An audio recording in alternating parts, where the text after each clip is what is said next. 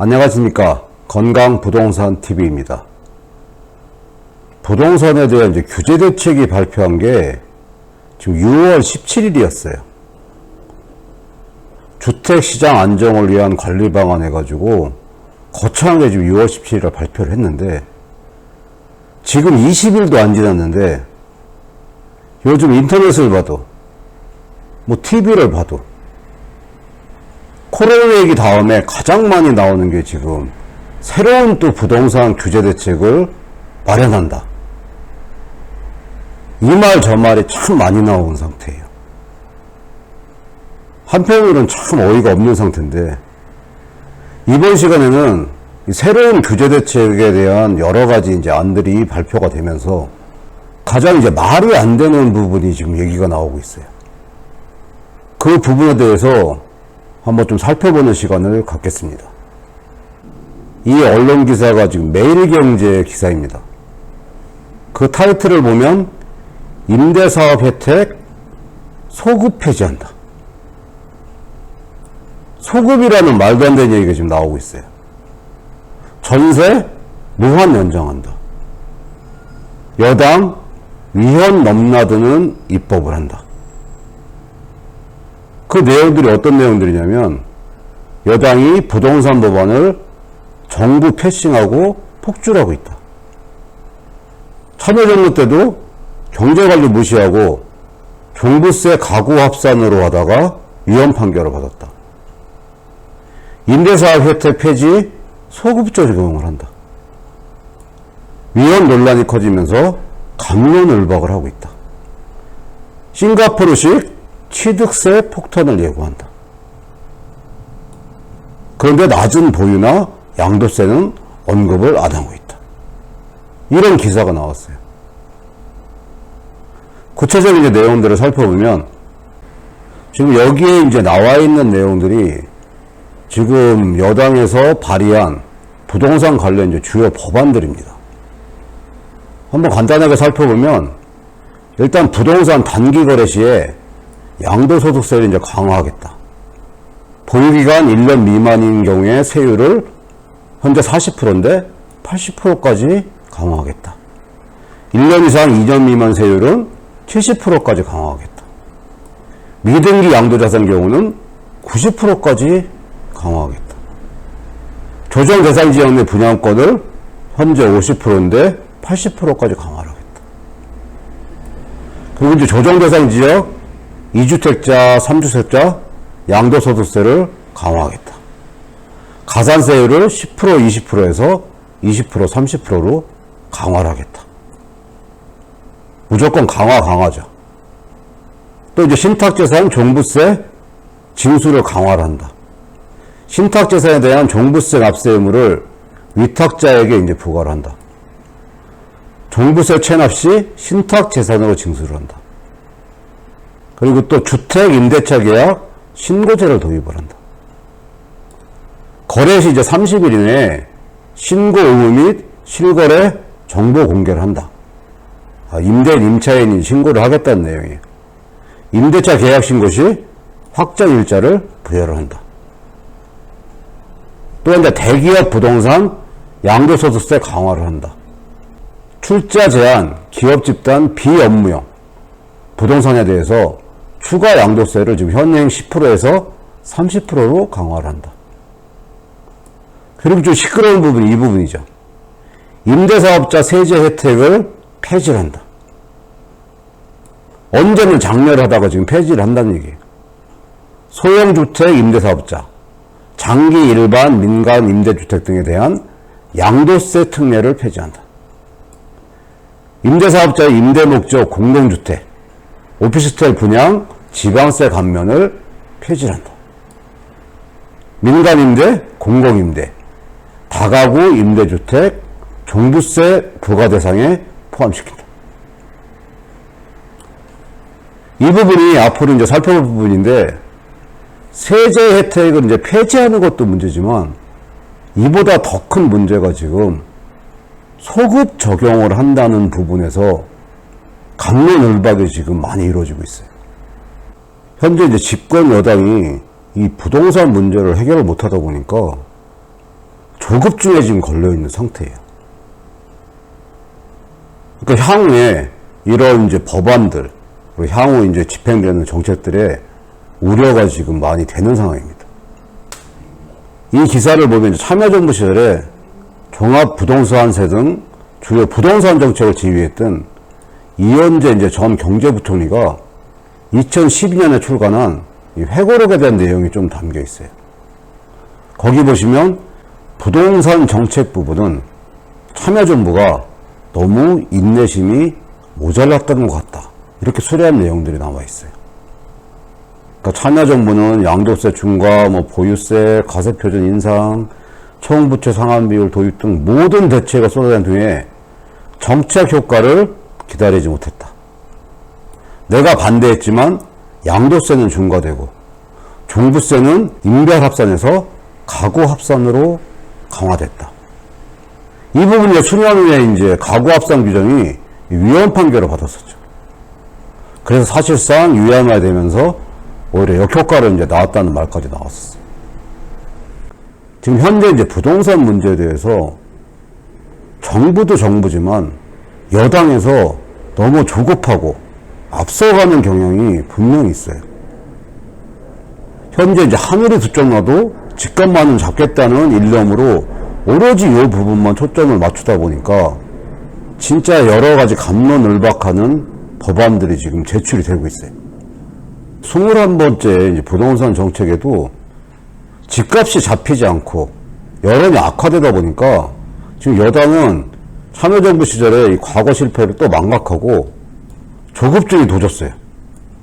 그러다 보니까 여러 가지 사안을 검토하지 않고 조급하게 지금 법안을 제출하는 모양을 보이고 있어요. 지난 3일에 임대사업자 이제 혜택 폐지 법안을 냈던 강병원 더불어민주당 의원은 7일 논란이 된 기존 등록사업자의 혜택 소급 폐지에 대해 사실상 철회 입장을 밝혔다. 소급한다고 했다, 철회한다고 했다, 확정적으로 지금 어떤 법안이 만들어질지 모르는 상황이에요. 원래 이제 당초 법안에는 기존 임대사업자에 대한 불소급 부칙 조항을 이제 담지 않아서 사실상 소급 적용으로 이제 해석이 됐었어요. 그런데 또 이날 강 의원은 신규 임대 등록 사업자에게만 해당될 것이라고 입장을 바꿨대요. 오락가락 지금 아직도 어떤 식으로 결론 날지 모르는 상태예요. 현재 지금 이제 요 내용들이 굉장히 좀 심각한 것 같은데, 부동산 대책 헛발질이 나온 배경은 당정 협의를 지금 거치지 않은 상황에서 여당 의원들이 경쟁적으로 지금 부동산 대책을 의원 입법으로 던지고 있기 때문이다. 무슨 인기 투표하는 것도 아니고 이 중요한 부동산 정책을 막 쏟아내고 있어요, 지금. 원래 예전 같으면 이제 통상 부동산 대책을 만들어서 발표하는 과정이 당정 회의를 하고 확정 후에 발표를 하고 정부 또는 의원이 입법을 하는 순서였어요. 그런데 이번에는 사상 유례 없이 의원들이 일단 입법을 해요. 원래는 발표가 되고 그 다음에 당정 협의를 해서 정부가 발표하겠다는 이런 역순을 밟고 있는 상황이에요. 이런 현상이 나온 게 이제 여당에서는 6.17 부동산 대책이 빗나갔다는 평가가 나오자 당 내부에서 집값을 더 이상 관료에게 맡겨서는 안 된다는 분위기가 팽배해지고 있다.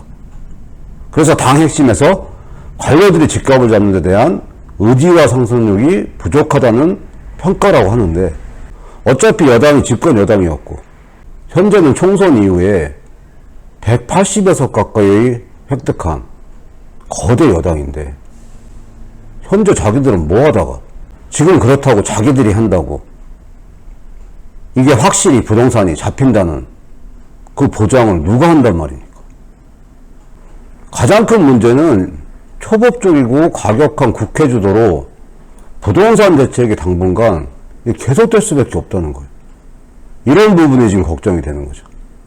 지금 여당에서는 또 조만간 다주택자에 대한 취득세 이제 최대 15% 물리는 법안도 발의할 것으로 지금 예상이 돼요. 이게 지금 고위 당정청협의회에서 이해찬 민주당 대표가 다주택자에 대한 과세를 대폭 강화하는 싱가포르 모델을 검토하라고 지시한 게 이제 시발점이 됐죠. 이 부분도 본인들이 보고 싶은 것만 지금 보는 거예요. 여기 내용을 보시면 이제 싱가포르가 취득세는 높은데 한국에 비해서 이제 다주택자에 압도적으로 높은 세금을 매는 것으로 보이지만 싱가포르는 이제 보유 처분 단계에서 매기는 보유세랑 양도세율이 한국에 비해서 압도적으로 낮다는 얘기예요.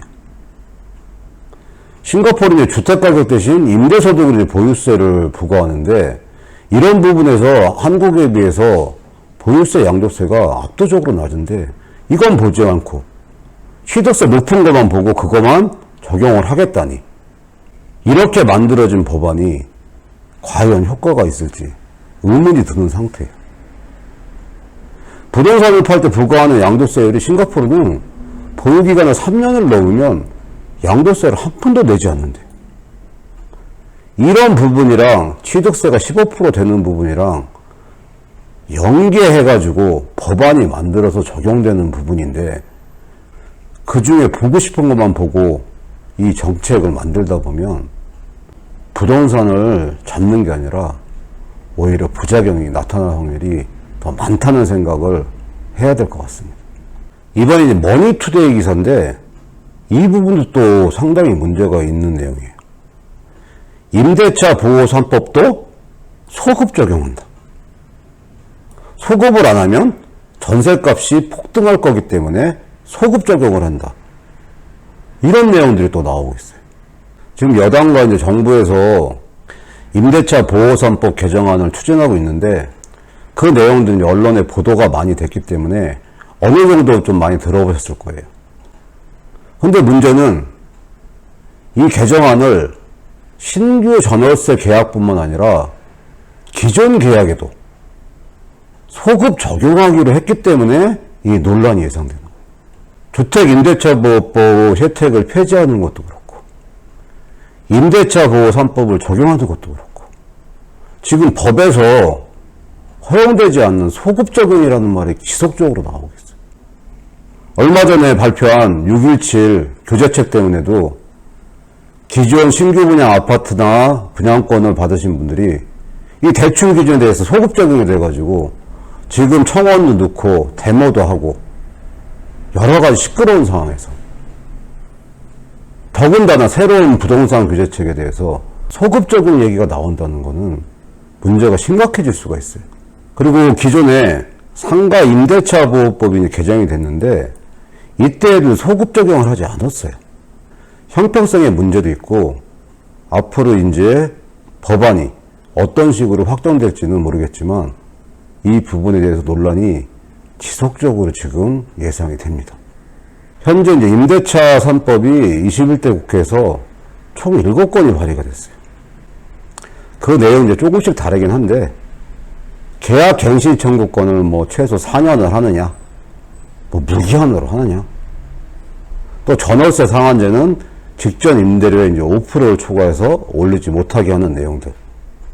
이게 이제 서민의 주거 안정을 취하겠다. 이런 내용으로 법안들이 막 발의되고 있죠. 근데 문제는 이런 법이 사실상 소급 적용키로 했다는 거예요. 이 박홍근 의원이 대표 발의한 개정안 부칙에 보면 이 적용 대상과 관련해서 개정 규정은 이 법 시행 후 최초로 계약이 체결되거나 이 갱신되는 임대차부터 적용된다 이렇게 명시됐어요. 그러면서 상임위 법사위에 올라가면 논란이 될 소지가 없지 않다는 점을 알고 있으나 조기에 주택시장 안정화를 시키려는 취지를 최대한 반영한 것이다. 이런 이유를 대고 있어요. 이제 소급 적용이라는 말이 어떤 말이냐면 원래는 법이 시행이 되면 그 이후에 신규 계약부터 이제 적용이 되는 건데 이 법이 7월 국회를 통과해서 8월 시행이 되면 만약에 임대기간이 이제 1개월 남은 전세계약 같은 경우 9월 갱신 시점에 임대료를 5%만 올려야 됩니다. 이게 소급 적용이죠. 소급 적용을 하지 않으면 1개월이 지난 시점 이제 8월부터 신규 계약으로 간주해서 2년 뒤인 2020년 9월 갱신 때부터 임대료 상한액이 적용되는 것인데 이게 이제 소급 적용이 된다는 거죠. 그래서 말이 지금 많은 겁니다. 이 차트도 이제 머니투의 자료인데 주택임대차 3법 개정안 이제 주요 내용들이에요. 전월세 상한제는 임대료 5% 이상 증액을 못한다거나 직전 연도 물가 상승률을 넘지 못하도록 이제 제한을 한다는 거. 계약갱신 청구권은 어떤 의원은 최소 4년, 어떤 의원은 무기한, 갱신 횟수를 최소 1회에서 무제한, 자기들 맘대로죠. 전월세 신고제 같은 경우 임차인이 전월세 거래 30일 이내에 임대료 보증금, 임대기간 등을 관할 지방자치단체에 신고해야 되는 겁니다. 임대인과 임차인이 신고를 해야 되는 거죠. 이런 내용들이에요. 여기 보시면 좀 법률적인 용어가 나오는데 정부도 사실상 소급 적용을 내부적으로 검토해온 것으로 전해졌다. 그러면서 공익적 목적을 위해 진행 중인 일에 대해 새로운 법을 소급 적용하는 부진정, 소급 입법으로 볼 수 있는지 여부도 상세히 검토했다. 잠시 후에 이 부분은 조금 살펴볼 건데요. 소급 입법의 예외적인 케이스에 해당되는지 여부를 검토했다는 말입니다. 그 이유는 뻔하죠. 신규 계약분부터 임대료 상한액을 제한할 경우 기존 계약이 만료되는 시점에 집주인이 보증금을 대폭 올려서 전세가 폭등이 불보듯 뻔하기 때문이다. 이걸 어떻게 해도 막기 위해서 하는 거죠. 그 선례도 있었죠. 지금 1989년에 임대차 기간을 1년에서 2년으로 확대됐을 때 이 전세값이 지금 23%나 폭등을 했어요. 이런 부분이 예상되다 보니까 이 소급입법이라는 얘기도 나와요. 그렇지만 이런 부분이 예상되면 그런 부작용이 없게끔 법을 만들어야지, 이 소급되는 법을 만든다는 거는 부작용이 훨씬 더 많이 예상되는 부분이에요. 이 소급 적용이 이제 어떻게 될지는 아직 불투명하죠. 상임위원회 이제 논의 과정에서도 과도한 소급이라고 반론이 충분히 제기될 수도 있지만 현재 여당이 압도적인 의석을 차지하고 있기 때문에 어떤 식으로 지금 법이 만들어지고 적용될지는 지켜봐야 될 부분인 것 같아요. 어쨌든 현재 지금 인터넷, TV, 모든 뉴스에서 시끄러운 게 지금 새로운 부동산 규제 대책이에요. 새로운 대책이 나온 지 한 달도 안 됐는데 더군다나 또 논란이 될 수 있는 부분들이 계속 언급되다 보니까 지속적으로 지금 이 얘기가 나와요.